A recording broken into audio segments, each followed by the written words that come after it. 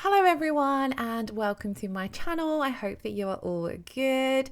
In today's video we are going to be doing a spring acrylic set of nails using the Diamond Nail Supplies acrylic system, which is actually one of my absolute favorite acrylic brands. I do also have a discount code for them which gets you 10% off. That is Amanda10, but I will leave all the details for that in the description box below. So let's jump into this set of nails. I'm really excited to share this set because I had a lot of fun doing these. One, it's been really nice getting back into the flow of doing acrylic content. I've kind of been doing a little bit of practice off camera, but I've been trying to record as much as I can. And then also it was really nice to do a spring set of nails. I wasn't really feeling jumping in to spring nails just yet, but then the weather took a little bit of a turn and got really sunny. The daffodils popped up in my front garden and I was just like, you know what, I am so ready for spring nails now. So I'm working on my Red Iguana practice hand. I have already applied the base tips and my tips for the extensions. I've trimmed them down and filed them into shape, and then I've buffed over the entire surface so that we've got a nice matte surface for our acrylic to adhere onto.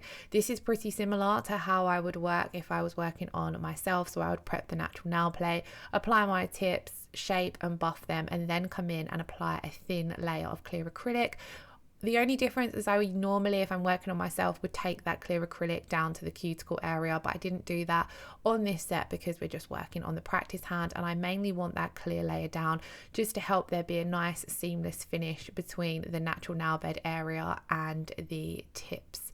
Then we're going to go in with our coloured acrylic. So this beautiful green is called Matcha and it is such a stunning green. It's one of my favourite colours in real life, and then I love it in nails as well.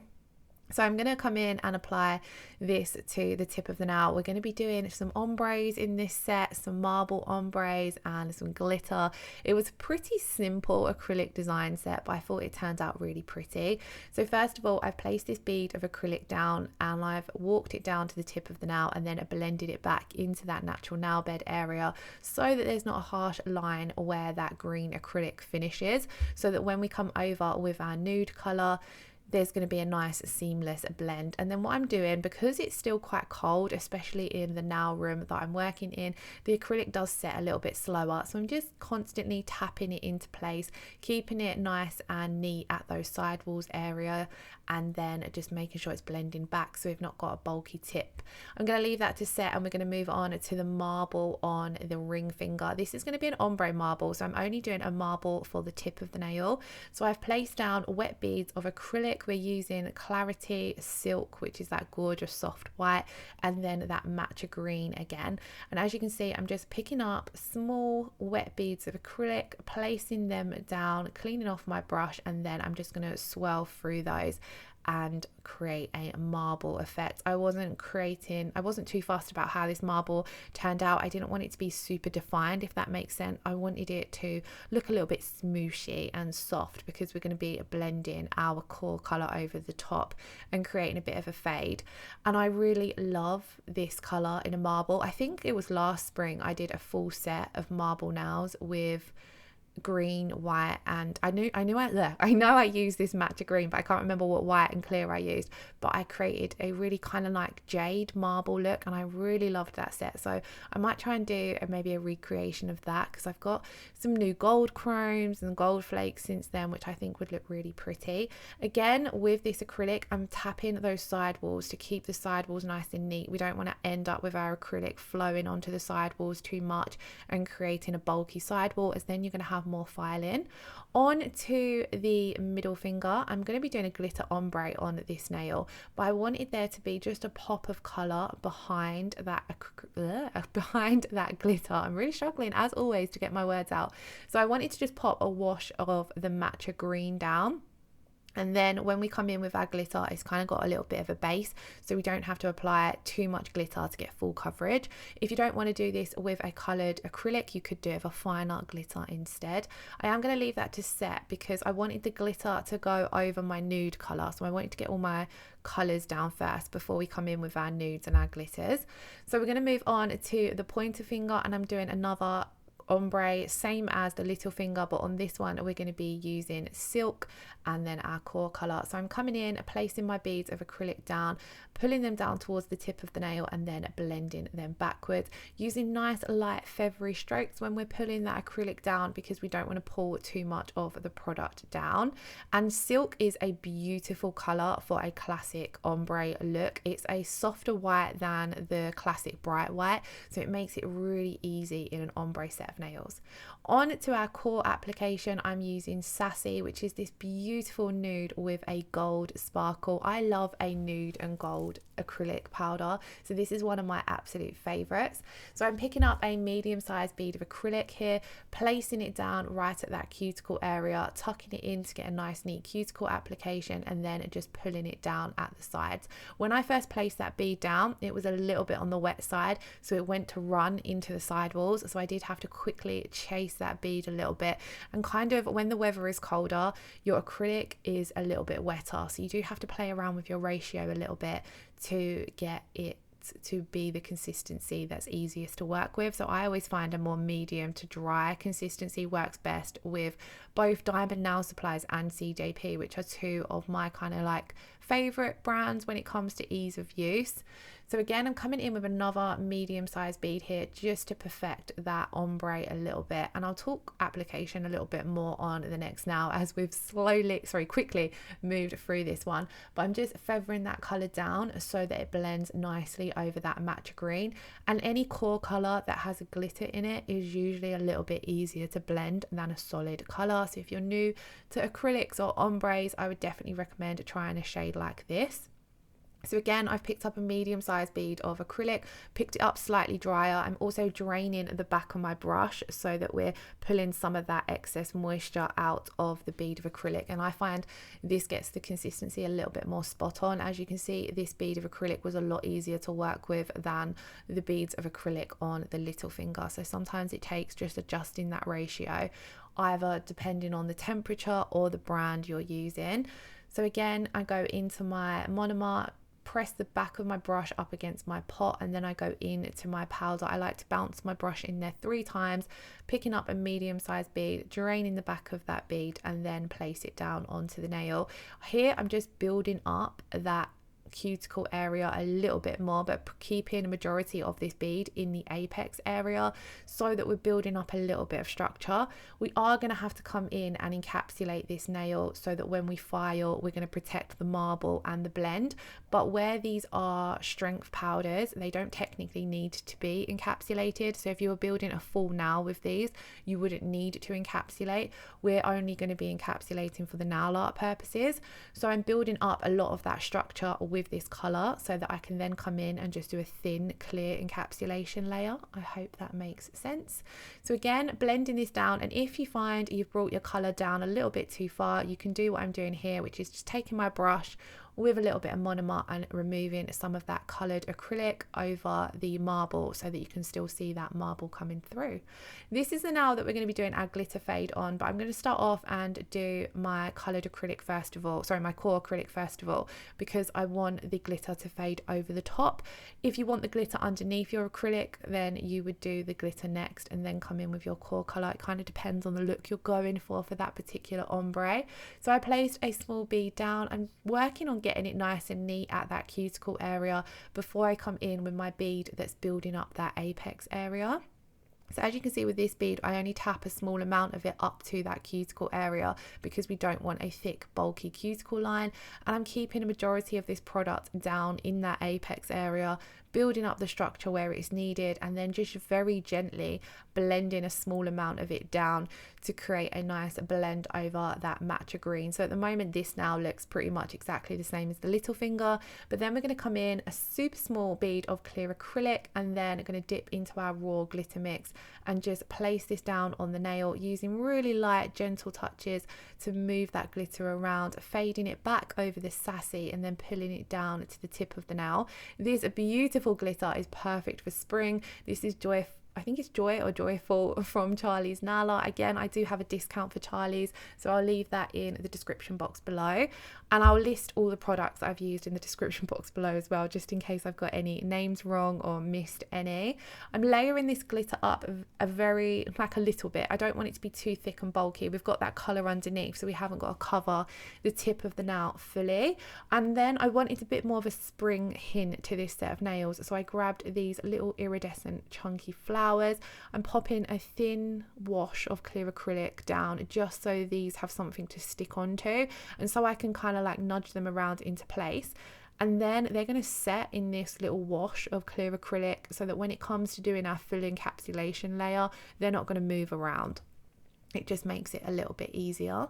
Back to the pointer finger, and I'm going to finish off my ombre. So again, into my monomer, into my powder 3 times, draining off the back of my brush, popping this bead of acrylic down. I'm giving it a few seconds to polymerize, but it's hard to see that in the video as I have sped this video up. If you would like to see some more real-time acrylic application videos, do let me know. When I'm back into the swing of doing acrylic a little bit more, I definitely will try and pop some up on my channel. But when I was doing acrylic nails all the time, I feel like I really got into my flow of doing them, and then I didn't do acrylic really for ages, and I really felt like I lost the ability to do acrylic nails.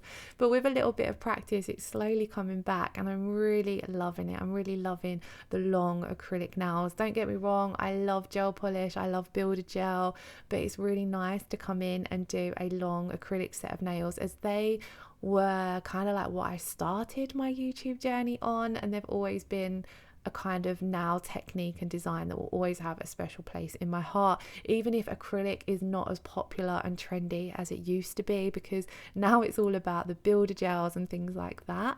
A classic ombre was always one of my favorite designs to do, so I'm trying to get back into the swing of perfecting those, and this is the easiest combination I've found. A soft white, so for example here silk, and then a shimmery nude, and then once you kind of perfect it with those, it makes it a little bit easier to do it with a crisp bright white and a more opaque nude shade.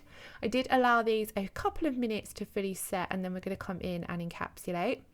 So I'm picking up a small bead of clear acrylic, placing this down where that blend area is and blending it back, and then pulling it down to the tip of the nail. Because these 2 colours that we've built this nail with for the design are core colours, we don't need to build up too much strength and structure because it is already there.